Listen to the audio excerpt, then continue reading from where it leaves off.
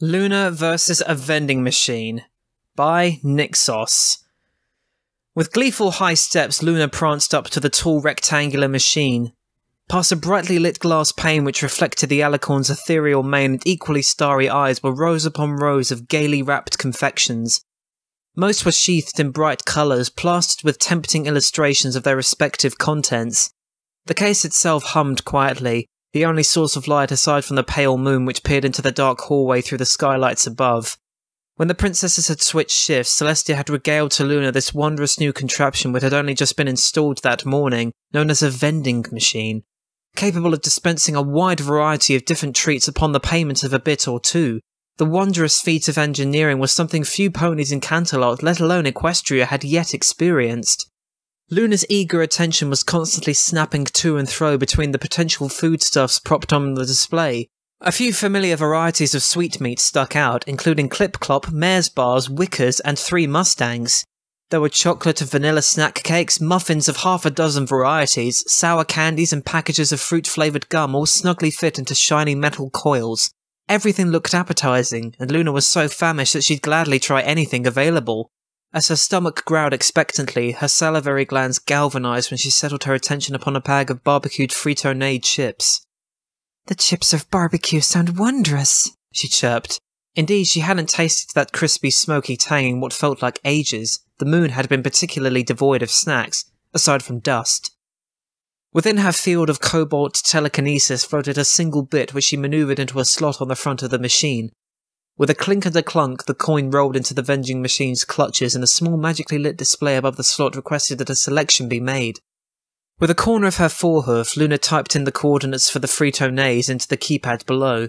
The moment she had entered the last digit, there was a low whir and the coil around the chip's bag began to rotate. Her snack was inbound. The Princess of the Night let out a delighted whinny and stomped her hoof twice on the floor in praise. Such an ingenious invention. This machine was easy to use, affordable, held an entire banquet's worth of junk food, and was a marvel of pony ingenuity. Why, after her stomach was settled, she might have to buy another. Luna had opened her eyes expecting to see the bag at the bottom of the case, but was surprised to instead find it spanning the gap between the coil and the glass, wedged in place. After blinking a few times, Luna patiently waited. Several minutes passed, in fact, before it dawned on her that this might not be part of an ordinary exchange. Mayhaps, inconceivably, something inside had gone awry. Now observing the stranded chip bag from every angle her head could orbit it from, Luna concluded with certainty that this was abnormal. It might be due to how inflated the package appeared to be compared to the other options, but surely those who had designed the vending machine would have accounted for this. Curious, Luna peeked around to survey the brand printed on the case's side. She did not recognise the logo, which read Vim Vam in Baroque red, green and white lettering, though the name's cadence sounded vaguely familiar. Leaning in close, Luna muttered, "Render unto us thou spoils, varlet." Her command had no effect beyond leaving a foggy cloud upon the glass. Raising her head, the princess frowned. "Alack! We had expected technology to have advanced past such facile sticklers during the millennia of our banishment." Her quandary came to an end as Luna considered the magic-filled horn at the top of her periphery. The bag shouldn't need more than a gentle prod to come free. She lit her horn and directed it at the Frito-Nays, but even in spite of her immense concentration found the task unachievable. It was almost as if there was a plate of magic-proof glass in her way. "Thee! Thine inventors lack the proper priorities." With another light stomp of frustration, Luna gnawed on her upper lip and excogitated. Even if magic was out of the realm of possibility, there was the good old-fashioned brute force and gravity for her to utilise. Placing a hoof on the corner of the vending machine, Luna gave it a gentle push and felt the case rock back.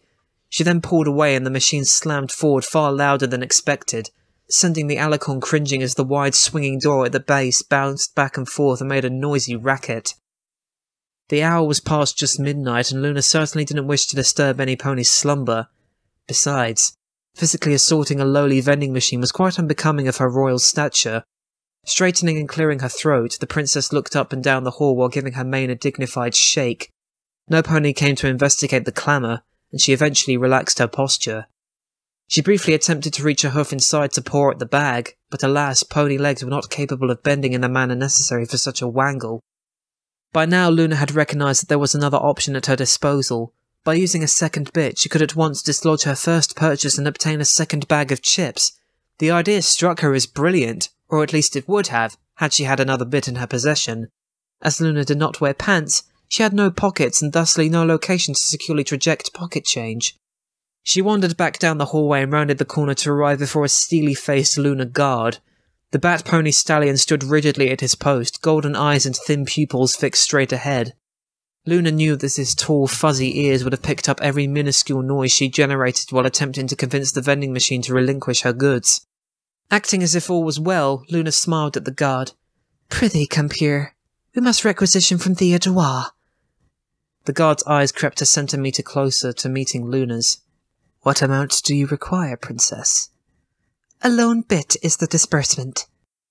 With a twitch of his ear, the guard shifted slightly and replied, "I would fulfill your request, Princess Luna, had I had the amount on my persons." Verily, the guard also forewent pants and likewise lacked coin portaging pockets. His only raiments were his polished lavender helmet and breastplate, neither of which contained any pouches for storing.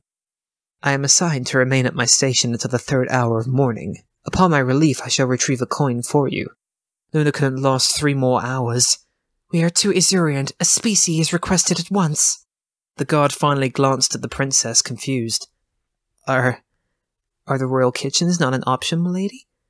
"Nay, yon peccant vending machine hath already finangled our currency and refuses to provide its goods in kind. We shall not concede so readily." "Well, if one were to take my stead," the Bat Pony began, "I could quickly return to my quarters for the bit." "'Tis settled."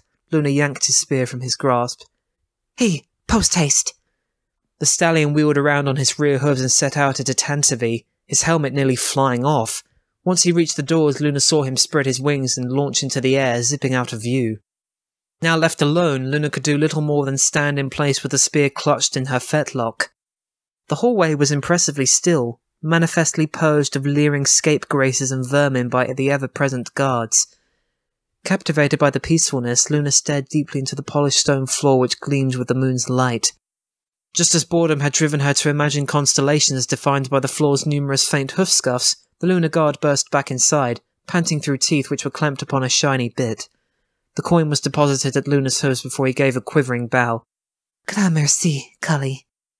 The princess returned his spear. The guard leaned upon it and sucked in deep breaths, his wings hanging loose in exhaustion, while he fixed his askew helmet. Luna exuberantly bounced back around the corner to the vending machine, inserting the coin and watching as the second package of chips rumbled forwards.